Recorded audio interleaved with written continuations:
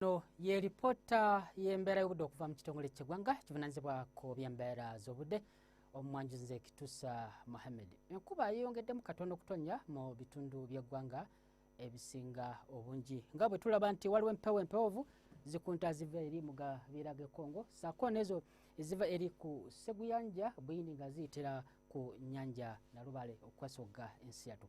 Wabula mu biseera by'okumakya ebitundu ebisingawo mu masekkati omusana gujja kwaka so nga ate ebitundu nga Mubende wajja kubaayo olufuuyirize.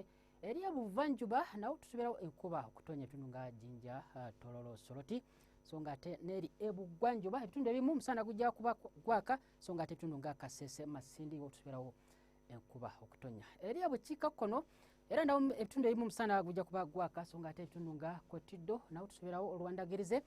Enkuba eno ejja kwengera okutonya mu biseera eby'olugulu nga masekkati enkuba ejja kutonya ebugumu kuba ku diguli 28 mu kibuga kyaffe nga Kampala, Mubende so nga ate n'eri e Nakasongola. Ebitundu era ebuvanjuba no tusuubirawo enkuba okutonya ebugumu kuba ku diguli 28 okutuuka ku 29 awo Tororo ssaako ne Jinja so nga ate n'eri ebugwanjuba nawe era enkuba ejja kutonya ebugumu kuba ku diguli 26 awo Kabale okutuuka ku 3 eri e Kasese. Ebukiikakkono tusuubirawo enkuba okutonya nga mulimu n'okubwatuka kw'eggulu bitundu ebisinga obungi wadde nga ebugumu kuba ku diguli 28.